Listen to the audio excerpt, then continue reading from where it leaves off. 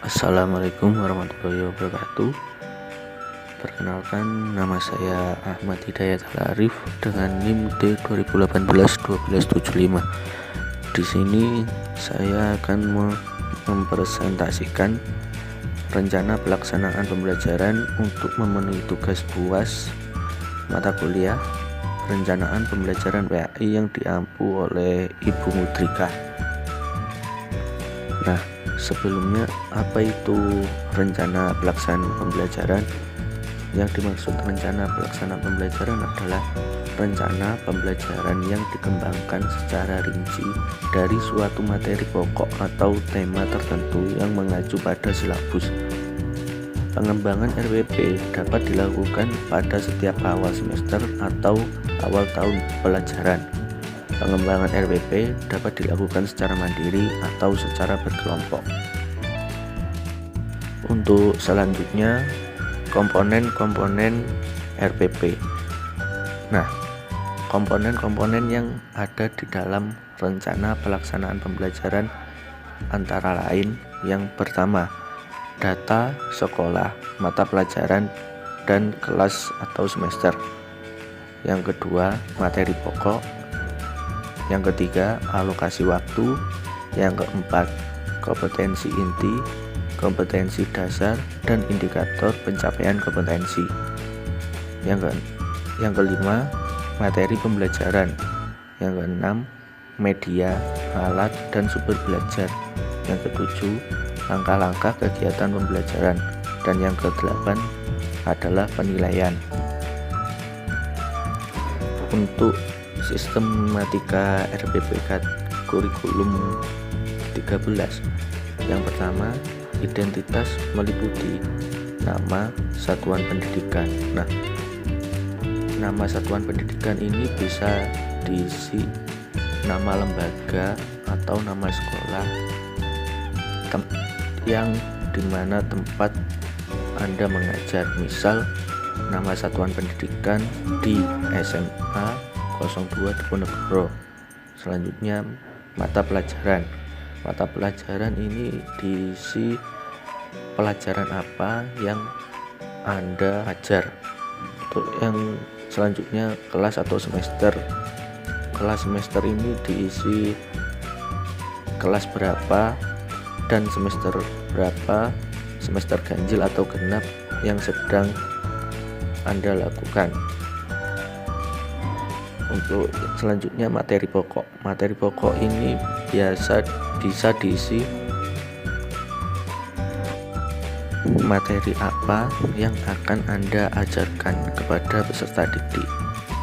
Untuk selanjutnya, alokasi waktu. Nah, di alokasi waktu ini Anda bisa menentukan berapa lama dan berapa kali pertemuan Anda melakukan pembelajaran. Nah, untuk tahun pelajaran Anda sesuaikan pada tahun pelajaran yang sekarang ditempuh.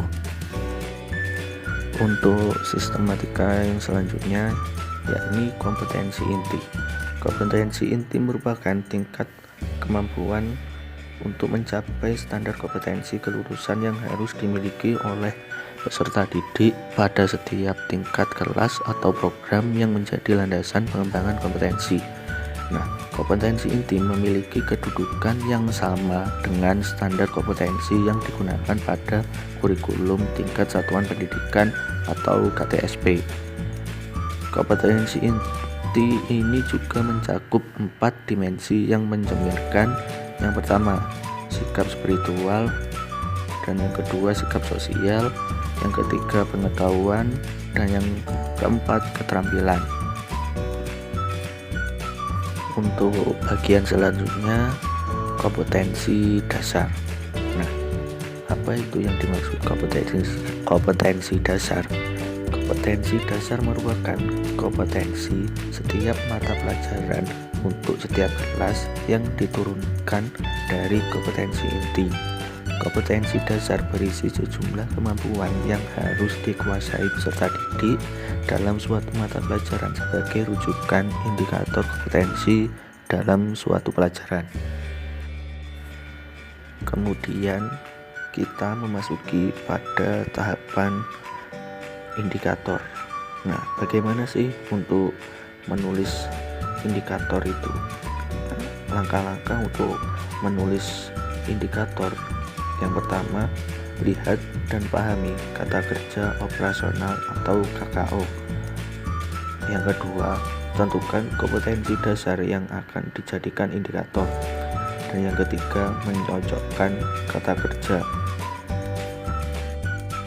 Jika indikator tadi sudah selesai, kita masuk pada menentukan tujuan pembelajaran.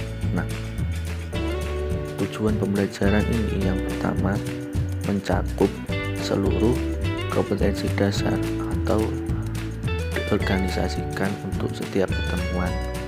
Yang kedua, mengacu pada indikator. Yang ketiga, minimal mengandung dua aspek.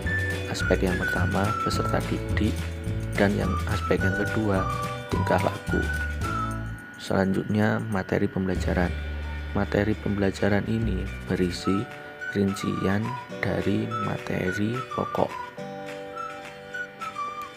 Untuk selanjutnya, metode pembelajaran. Nah, dalam metode pembelajaran ini ada 3 tahap.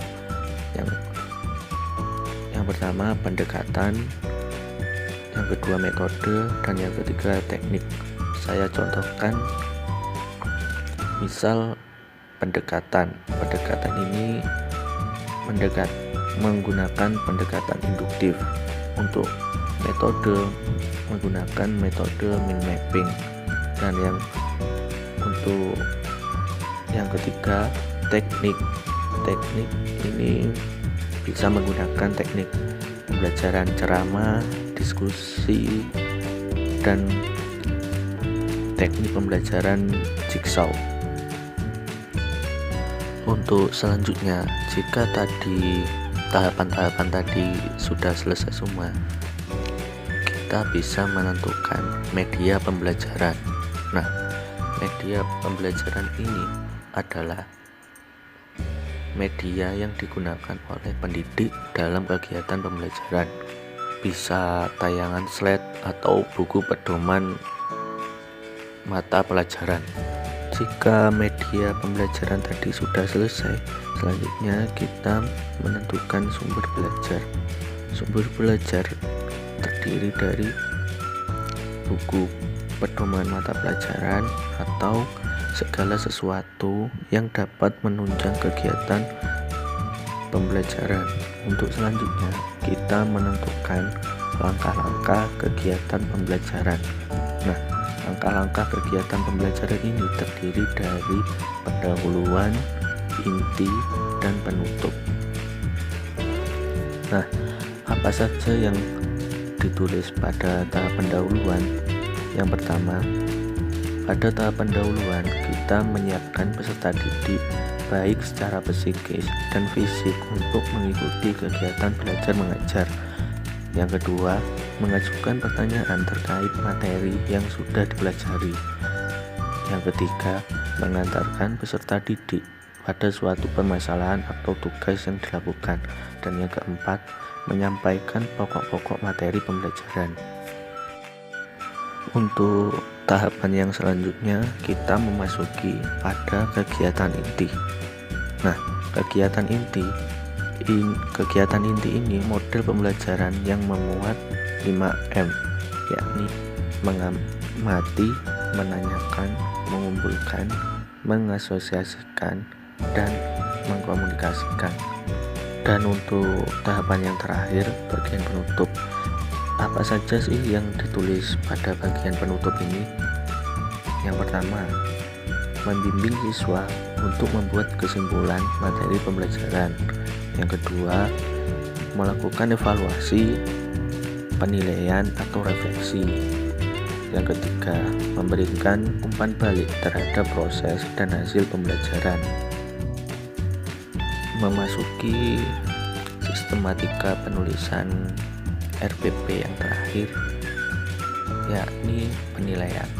Nah, dalam tahapan penilaian ini ada 3 tahap yang harus dilakukan. Yang pertama, teknik penilaian, yang kedua bentuk instrumen, dan yang ketiga pedoman penskoran. Yang pertama, teknik penilaian. Teknik penilaian ini adalah teknik yang digunakan untuk menilai perkembangan peserta didik. Nah, yang kedua, bentuk instrumen.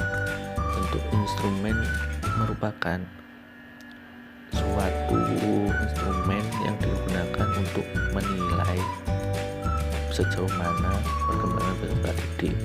Dan yang ketiga, pedoman penskoran. Nah, pedoman skoran ini merupakan suatu pegangan yang ditentukan oleh pendidik untuk menjadi pegangan dalam menilai peserta didik. Mungkin itu saja presentasi dari saya. Kurang lebihnya mohon maaf. Wassalamualaikum warahmatullahi wabarakatuh.